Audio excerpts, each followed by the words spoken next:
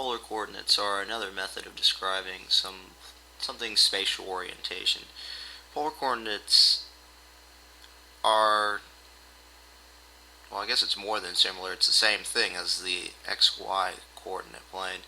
It's just expressed differently. So it uses the r theta instead of the x and y. Now the r is the radius and the theta is the degree. In the polar coordinate plane, it uses a series of circles. So it's best just to think of it as a bunch of circles, I guess, with increasing radius. So I have a radius and then an angle describing its location. So if I have 560, then it's 5, and then I go to 60 right there. So it's pretty easy to use, not complicated.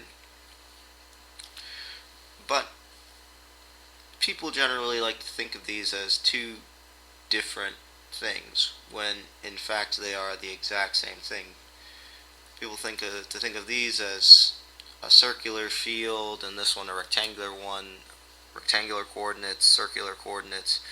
I really like to think of them as the same triangular coordinate field, I guess, because this is using a triangle and this is also using a triangle. Here it's using the hypotenuse and an angle, and here these are the two legs. So let me put something on each one. So here's a point.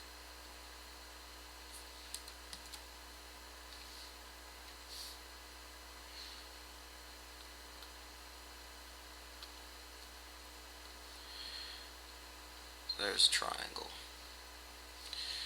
And let me say that, I don't know, something like this. That's a point.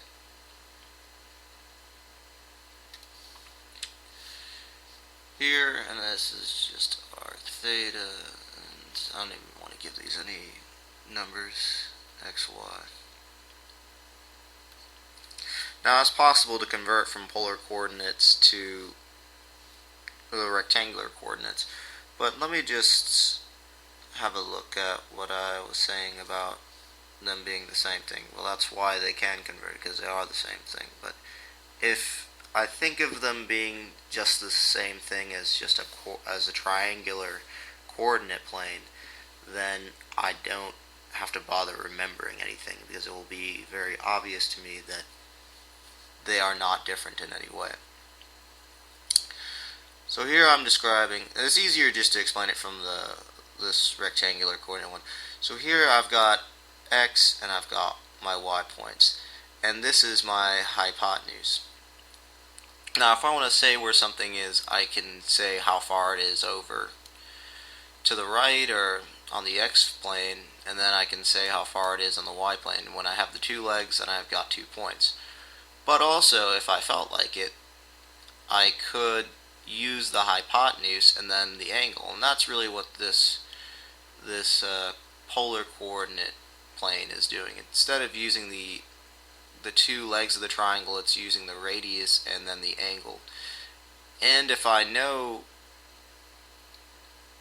one of the two sets, so if I know the legs, then I can figure out the radius and the angle. If I know the radius and the angle, I can figure out the legs. And I just use simple trigonometry for that. So let me say I have, I don't know, I can do either one. Let's say I have x and y, and I want to know what the polar coordinates are. So to figure out the polar coordinates, all I've got to do is figure out what the radius is of a circle, or the hypotenuse, which will be the radius of the circle. If I take this triangle and I spin it around like this, it's going to make a circle. That's how I like to think of it. Just hold it right here, spin it this way, and it will make a big circle. But anyways, back to trigonometry. So what I can do is you just use Pythagorean Theorem to figure out the radius. X squared plus y squared is equal to r squared. So I'll have figured that out, and then once I know the radius, then I can use the sine, cosine. So this angle, so sine of theta is equal to what? Y over r. And then cosine theta is equal to x over r. So that's simple enough. Once it's easy to figure out what r is, I already know what x and y are, then I would do the inverse cosine, and then I would have the angle. I don't need to do both, I would only need to do one. So that's a simple way of converting. Or if I had the polar coordinates, then that's also an easy conversion. It's just basically going the other way. So I have r, and I have some theta. And what do I do? Well, normally what I would do is I would just think of it again as just a triangle.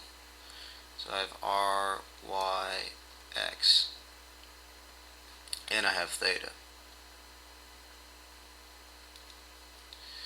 So to convert, and I know r and theta, what I'm just going to use is all of this stuff again, basically. So I've got sine theta is equal to y over r. I know what sine theta is, and I know what r is, so then just y is equal to r sine theta. And then that means that x is going to equal r cosine theta.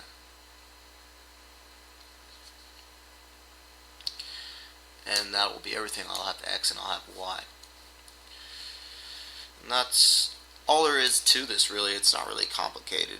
It's really easy to remember once I start to think of it really as just the same thing, not as a rectangular system or a circular system, but both of them as the same triangular system.